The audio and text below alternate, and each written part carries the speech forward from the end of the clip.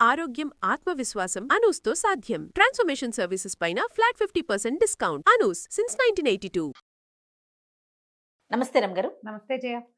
రమ్గారు, బరువు పెరగటం ఇది ఒక పెద్ద టాస్క్ అయిపోయింది. పెరగటం చాలా ఈజీ, అది టాస్క్ కాదు, తగ్గటం టాస్క్ కదా. నేను కూడా అదే అందులోనే ఉన్నాను జయ. నేను కూడా ఉన్నాను రమ్గారు. కొట్టు బిట్టాడుతున్నాం కదా. ఒక్క 2 రోజులు కొంచెం కడుపు నిండా తింటే అమ్మో ఒళ్ళు వచ్చేసింది, లావ్ అయిపోయామన్న ఫీల్లోకి వెళ్ళిపోతామండి. అవును, కొంతమంది ఎంత తిన్నా లావు కారం గారు, ఎంత మెటబాలిజం వల్ల అనిపిస్తుంది. అబ్బబ్బా ఎంత అదృష్టవంతులు అనిపిస్తుంది. ఒళ్ళు రావడం మొదలైతే వస్తూనే ఉంటుంది జయ. ఆ రావడం మొదలయ్యే లక్షణం లేకుండా ఉన్న వాళ్ళు ఏం తిన్నా బాగానే గట్టిగానే అసలు సన్న బక్కబల్చగా ఉంటారండి. ఎంత తింటారో రవ్వ గారు. అలా అనకూడదు, అలా అనకూడదు తూచి. కానీ అనిపిస్తుంది రమ్మగారు నాకైతే. వీళ్ళు శుభ్రంగా తింటారు, నా కక్క ముక్క లాగిచ్చేస్తున్నారు. తింటారు అనిపిస్తుంది. చక్కగా తింటారు, పగలు పడుకుంటారు, లేస్తారు, ఏమి ఎక్సర్సైజ్ చేయరు, వంటి తీరు. ఎన్ని బాధలు పడతానో నేనైతే తెలుసా. నువ్వు ఇంటే తింటావు, పిచ్చుకలాగా తింటానా. వాకింగ్లు చేస్తా ఉంటా, ఏదో ఒకటి చేస్తా ఉన్నా కూడా ఒక 2 రోజులు కొంచెం ఒక ముద్ద ఎక్కువ తిన్నానంటే నాకే తెలిసిపోతుంది, అమ్మో నేను లావ్ అయిపోతున్నాను అన్న ఒక ఫీల్ వచ్చేస్తుంది. న్యాచురల్గా సన్నగా అవ్వాలి, ఒంట్లో ఫ్యాట్ తగ్గిపోవాలంటే ఏం చేయాలి చెప్పండి? 2 పనులు చేయాలి. తిండి మానేయాలి, ఎక్సర్సైజ్ చేయాలి. ఒట్టి ఎక్సర్సైజ్ తోటి సన్నబడ్డ వాళ్ళు అసలు చూడని చేయ. మనం ఎక్సర్సైజ్ తోటి మనుషులు గట్టిగా అవుతారు, ఫిట్ అవుతారు, గట్టిగా ఉంటారు, కదలికలు బాగుంటాయి, పోస్చర్స్ బాగుంటాయి, ఆ తర్వాత గుడ్ షేప్స్లో కనిపిస్తారు. ఎక్సర్సైజ్ తోటి వెయిట్ తగ్గటం అనేది నిర్వివాదాంశం. ఫుడ్ కంట్రోల్ తోటే మనం తగ్గగలుగుతాము. ఫుడ్ కంట్రోల్ మనం ఎప్పుడు చెప్పుకునేది. 5-6 ఏళ్ల క్రితం ఒకటి చెప్పాను నేను, 3 ఏళ్ల క్రితం అదే చెప్పా, మళ్ళీ ఇప్పుడు కూడా అదే చెప్తున్నా. మీరు 2 అంటారా? ఫుడ్ కంట్రోల్ ప్లస్ ఎక్సర్సైజ్ ఖచ్చితంగా. లేదా ఓన్లీ ఫుడ్ కంట్రోల్ లేదా ఓన్లీ ఎక్సర్సైజ్? ఇప్పుడు ఓన్లీ ఫుడ్ కంట్రోలే చేస్తాం జయ. మనము ఈ డండ్ల పిల్లోలోంచి లేదా ఎయిర్ పిల్లోలోంచి గాలి తీస్తే మనుషులు అది ఎలా అవుతుంది? ఎయిర్ పిల్లో తసలు లూజుగా, అవునా? నువ్వు డైట్ చేసి సన్నబడిన వాళ్ళు గుడ్ షేప్లో ఉన్నారని గబుక్కును గుర్తొచ్చిన వాళ్ళని ఒక్కళ్ళనైనా చెప్పు. నువ్వు ఎవ్వరు లేరండి. షేప్లెస్గా అయిపోయిన వాళ్ళు 100 మంది గుర్తొస్తారు, సెలబ్రిటీస్తో సహా.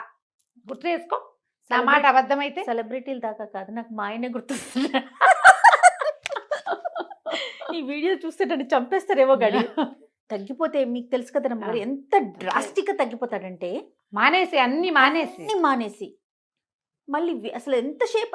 అదే మీరు అన్నట్లుగా పిల్లో కనుక ఎట్లా అలా అయిపోతుంది. పెద్ద పిల్లోలో బాగా నిండుగా పత్తి కూరిన పిల్లోని సగం తీసేస్తే డీలాగా ఏడ్చినట్టు ఉంటారు. ఊరెళ్తే రమ్మగారు కొంతమంది పెద్దవాళ్ళు అయితే పక్కకు తీసుకెళ్ళి, ఏంటి బాబు ఏదైనా సమస్య ఏదైనా ప్రాబ్లం అంటారు, హెల్త్ బాగోట్లేదా, లేకపోతే పర్సనల్ గా బాగోట్లేదు, ఇంకా రకరకాల ప్రశ్నలు అనమాట. నిజంగా రమ్మగారు కదా. అస్సలు మీరు డైట్ చేసేవాళ్ళు ఇప్పుడు ఎన్ని రకాల డైట్లు వచ్చినాయి. మనమే సుమన్ టీవీయే బోల్డని డైట్లను ప్రమోట్ చేస్తుంది, బోల్డని యోగాల్ని ప్రమోట్ చేస్తుంది. యోగా చేయండి, లేదా ఎక్సర్సైజ్ చేయండి, పిలాటిస్ చేయండి, జూంబా చేయండి, ఏమైనా చేయండి. దాంతోపాటు డైట్ కంట్రోల్ కూడా చేయండి. అదేదో డైట్ తీసుకుని మీరు సన్నబడితే ఎంతమందిని చూసాను చేయ, అద్భుతమైన డైట్లు ఏమీ తినకుండా వటించి ఉండి 18 కిలోలు, 20 కిలోలు, 30 కిలోలు తగ్గిన వాళ్ళని కూడా చూసాం. ఆ తగ్గిన వాళ్ళు అదే వెయిట్లో మెయింటైన్ కావాలి అంటే ఎక్సర్సైజ్ మస్ట్. వాకింగ్ చేస్తాను, ఎంతసేపు వాకింగ్ అంటావు. వాకింగ్ తోటి నువ్వు తగ్గేది, వాకింగ్ తోటి ఏంటంటే నువ్వు చకచకా నీ కదలికలు బాగుంటాయి. అవును, దాంతో నువ్వు తగ్గేదైతే లేదు, అస్సలు ఉండదు. కానీ వాక్ చెయ్యాలి. అప్పుడు ఏమిటవుతుంది, మనకి శరీరం చులగ్గా ఉంటుంది, యాక్టివ్గా ఉంటాం. మనం వాక్ చేస్తే ఇప్పుడు ఎక్కడికైనా గబుక్కుని కాస్త నడవాల్సి వస్తే, ఈ రోజువారీ వాకింగ్ అలవాటు లేని వాళ్ళు ఏడుస్తారు దేవుడు అని. ఏ గుళ్ళోకి వెళ్తే కాళ్ళు పీక్కొస్తూ ఉంటాయి, కంఫర్టబుల్గా ఉండదు. మన జీవన క్రియలు కుంటుపడకుండా ఉండాలంటే వాకింగ్ మస్ట్. కానీ వాకింగ్ ఫర్ వెయిట్ లాస్ కానీ, వాకింగ్ ఫర్ గుడ్ షేప్ కానీ, వాకింగ్ ఫర్ ఇంకోటి ఏదో కానీ ఎవరైనా చెప్తారా మనకి? లేదండి, చెప్పరు. 8 కిలోమీటర్లు నడిచే వాళ్ళని కూడా చూస్తాం మనం రోజుకి. నడిచేస్తారు, అలాగే ఉంటారు. వాళ్ళు చక్కటి షేప్స్లో మారినట్టు ఉంటారు. చక్కటి షేప్లోకి మారాలంటే శరీరానికి తగిన ఎక్సర్సైజు. నేనైతే ఆల్ ద టైమ్ సూర్య నమస్కారాలే నమ్ముతాను. యోగాకే మీరు సూర్య నమస్కారాలు కనుక చేసి, ఇప్పుడు నేనైనా వెయిట్ పెరిగాను కానీ ఆర్డ్ షేప్లో రాలా ఇంకా నేను, బికాస్ ఆఫ్ సూర్య నమస్కారాలు.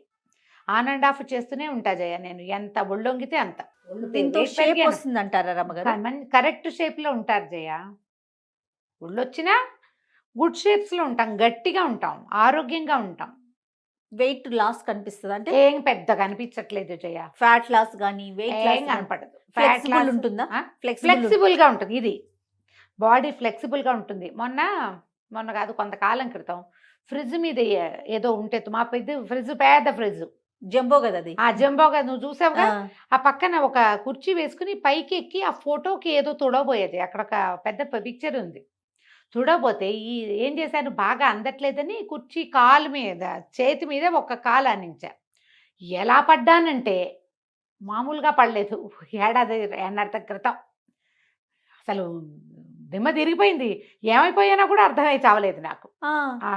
మామూలుగా అయితే ఈ ఏజ్కి ఏదైనా విరగాలి మరి కదా, ఏం అవ్వలేదు జయ. ఏవో చిన్న ఎంత పెద్ద రహస్యం చెప్తా కదా నీకు నేను. భగవంతుడా, ఇది ఎలా అయిందంటే చెయ్యి ఆడ్గా నేలకు, మనం పడేటప్పుడు ఎక్కడో చోట చేతులు పెట్టేస్తాం కదా, వేలు కొంచెం ఆడ్గా ఎట్లాగో పక్కకి తిరిగింది. ఒక 2-3 రోజులు వాపు ఉంది. ఎక్స్రే తీయించాం, ఏమైనా విరిగిందా అని. ఏం లేదు, ఒక ఆడ్గా అయింది. అలా అప్పుడే అటు ఇటుగా మా అక్కయ్య కూడా ఇలాగే పడింది. తనకి ఇక్కడ విరిగిపోయింది. తనకి ఆ సర్జరీ అవసరపడింది. మేమిద్దరము ఒకేలా పడ్డాం. ఒక 4-5 కేజీలు తేడా ఉంది మా ఇద్దరికి, అంతే. ఒక 4 కిలోలు తేడా ఉందేమో. తనకు కొంచెం షార్ట్, నాకంటే. నేను పడ్డాను తెలిసి మా అక్కయ్య పిల్లలందరూ కుట్టిపిని కనీసం ఏదో ఒక ఎక్సర్సైజ్, యోగా ఉంటుంది కాబట్టి ఈ బాడీ అంత సులువుగా విరగలేదని జడ్జిమెంట్ ఇచ్చారమ్మా. మాకు ఒక ఆయుర్వేదిక్ ఫ్రెండ్ ఉన్నారు, తను కూడా అదే చెప్పాడు. అవునా? నీ ఎక్సర్సైజ్ ఉండటం వల్ల నీకు ఫ్లెక్సిబుల్గా ఉంది బాడీ, ఓకే, ఇది తక్కువ ఉంటుంది అని. అవునో కాదో డాక్టర్లు ఎవరైనా చెప్పాలమ్మా. నేను పడిన పొజిషన్కి చాలా అవ్వాలి నాకు. కుర్చీ ఎలా అయిపోయిందంటే అది నానా రకాలుగాను అయింది, పనికి రాకుండా. అసలు చెప్పా కదా, తలకాయ ఎక్కడ పడ్డాను, ఏమైపోయానో కూడా చాలాసేపటి దాకా అర్థం కాలేదు. అమ్మో, అలా జాగ్రత్తగా ఉండాలి రమ్మగారు కదా. ప్లాస్టిక్ వాటి మీద గబుక్కుని ఎక్కకూడదు. ఇది ఒక పాఠం. అయితే మనకి ఈ యోగా కానీ ఎక్సర్సైజ్ కానీ ఉన్న వాళ్ళకి బాడీ ఫ్లెక్సిబుల్గా ఉంటుంది. అవును, గట్టిగా ఉంటుంది, గుడ్ షేప్లో ఉంటుంది. నువ్వు 4 అడుగులు ఎక్కగలుగుతావు, 10 అడుగులు నడవగలుగుతావు, ఏదైనా వంగి తీయగలుగుతావు, ఇతరుల సహాయం లేకుండా బరువెత్తేయగలుగుతావు. ఇవి అవసరం కదా. మరి ఇప్పుడు నువ్వు ఒట్టిగా డైట్ కంట్రోలే చేస్తావు, డైటే చేస్తావు, సన్నగానే అవుతావు, వెయిట్ తగ్గించేస్తావు. నీ బాడీకి డైట్ వల్ల ఫ్లెక్సిబిలిటీ వస్తుందని కానీ, గుడ్ షేప్ వస్తుందని కానీ, స్టామినా పెరుగుతుందని కానీ ఎవరైనా చెప్పారా? స్టామినా వచ్చేది ఎక్సర్సైజ్ వల్ల. బోన్ స్ట్రెంగ్త్ స్ట్రాంగ్ అయ్యేది ఓన్లీ కండరాలు గట్టిగా ఉంటాయి, శక్తి పెరుగుతుంది, మనకి శక్తి నిలవలు పెరుగుతాయి, పనిచేసే క్షమత పెరుగుతుంది. మీరు ఒట్టిగా తగ్గటం అంటే ఇప్పుడమ్మా ఏవో ప్రాబ్లమ్స్ తోటి లావ్ అవుతారమ్మా. థైరాయిడ్ వల్ల వెయిట్ పెరిగిపోతారు చాలామంది, డిప్రెషన్ వల్ల వెయిట్ పెరుగుతారు, అనేక రకాల మానసిక సమస్యలు, హార్మోనల్ ఇంబ్యాలెన్స్ వల్ల లావ్ ఎక్కుతారు. వీటికి మనం చెప్పలేం. అలా కాకుండా ఫుడ్స్ వల్ల లావ్, ఇప్పుడు హార్మోనల్ ఇంబ్యాలెన్స్ వల్ల లావ్ అయ్యే వాళ్ళు కూడా మీరు యోగా చేయండి, మీరు చక్కగా గట్టిగా ఉంటారు. థైరాయిడ్ వల్ల లావెక్కిన వాళ్ళు యోగా చేయండి, గట్టిగా ఉంటారు. కాదని చెప్పమని ఎవరినైనా ఎవరు చెప్పరు. కానీ మీరు డైట్ చేయండి మీరు గట్టిగా అవుతారు అని మాత్రం ఎవరు చెప్పరు. డైట్ కంట్రోల్ వల్ల మీరు వెయిట్ తగ్గిపోతారు. డ్యామ్ షూర్, అది డ్యామ్ షూర్, అందులో ఏ అనుమానము లేదు. దాంతోపాటు మీకు ఇంకేం కావాలో ఆలోచించండి. ఒట్టి వెయిట్ తగ్గటమేనా? ముందు స్టామినా, స్ట్రాంగ్నెస్, స్ట్రెంగ్త్ కావాలి, స్ట్రెంగ్త్ కావద్దు, గుడ్ షేప్ ఎవరికైనా కావాల్సిందే కదా, ఫ్లెక్సిబిలిటీ ఎవరికైనా కావాలి. వాటి కోసం కూడా ట్రై చేసేటట్టయితే ఫుడ్ కొంత కంట్రోల్ చేయండి. మనమే చేసుకునేది. ఎక్కడికైనా వెళ్ళి డబ్బులు కట్టేమనుకో, వాళ్ళు ఎలాగో మన చెక్కేస్తారు. డబ్బులు చెక్కబడతాయి కాబట్టి మనం కూడా చెక్కబడతాం కొంత. మీరే స్వయంగా చేసుకునేటట్లయితే ఫుడ్ కంట్రోల్ ఎలా చేస్తారంటే, పోర్షన్ కంట్రోల్ చేసుకోండి. ఇది ఈజీ మెథడ్. అన్నీ మానేసి బతకలేం మనం. బెంగ వస్తుందమ్మా, ఫుడ్ మీద బెంగ. శరీరం కూడా వీడు ఫుడ్ ఇవ్వరేమో వీళ్ళు అని దాచిపెట్టుకోవటం మొదలు పెడుతుంది. బాడీకి తెలిసిపోతుంది కదా. అదేం చేస్తుంది, మనం కొంచెమే తిన్నా అందులో నుంచి ఫ్యాట్ అంతా దాచిపెట్టేస్తూ ఉంటుంది. అందులోంచి నిలవలు పెంచేసుకుంటుంది. అలా కాదు, తింటూనే ఉండండి. 6 డజన్ ఇడ్లీలు తినే చోట 4 తినండి, మళ్ళీ తింటాను. కాసేపు ఆగి ఒక జామకాయ ముక్కో ఒక యాపిల్ ముక్కో తింటే ఫుడ్ అందుతోంది కాబట్టి మీకు పోర్షన్ కంట్రోల్ అవుతూ ఉంటుంది కదా. ఇలా ప్లాన్ చేసుకోండి, మీరు వెయిట్ తగ్గుతారు. ప్రతి పూట కూడా కాస్త తగ్గించమంటారు. ప్రతి ఒక పూట గుప్పెడు కూడా కాస్త తగ్గించండి, ఓ గుప్పెడు తగ్గించండి. దాని బదులు కాసిన ఎన్ని స్ప్రౌట్స్ అప్పుడే తినద్దు, పోర్షన్ కంట్రోలే. అప్పుడే తినకుండా ఒక అరగంట గంట పోయాక ఓ చిన్నది ఏదైనా తినండి. ఓ పండో ఓ ఫలమో కాసిన స్ప్రౌట్స్ కాసిన డ్రై ఫ్రూట్స్, అవును. ఆ తర్వాత నట్స్ ఏవైనా తినచ్చు కదా. మనం అవును. పచ్చికూరలు తినచ్చు, సాలెడ్స్ లాంటివి తినచ్చు. అవి అట్లా ప్లాన్ చేసుకోండి, మీరు వెయిట్ తగ్గడానికి అవకాశం కనపడుతుంది. దీంతో పాటు చిన్న వాకింగ్, ఒక half an hour walk must. Walking భోజనము ఒకటే, ఎక్సర్సైజ్ వేరే. వాకింగ్ని ఎక్సర్సైజ్గా మాత్రం భావిస్తే మీరు వెయిట్ తగ్గరు ఎవరైనా సరే. అవును. నేను కూడా అంతే, కాసేపు చేస్తావు, పావు గంట 10 నిమిషాలు నడిచి అబ్బా చాలా నడిచాను అనుకుంటాను నేను. కానీ చిన్న చిన్న స్ట్రెచ్చింగ్స్ ఈజీగా మీరు కాళ్ళు చేతులు విసరటము, గాల్లోకి కాళ్ళు విసరటము, కొంచెం కాళ్ళు పైకి కిందకి చేయటము, చిన్న జాగింగ్ చేయటము, స్ట్రెచ్చింగ్ ఎక్సర్సైజులు సింపుల్వి దొరుకుతాయి. ఇంటర్నెట్లో చూడండి, చక్కగా మీరు చేయగలిగిన స్ట్రెచ్చింగ్లు చేయండి.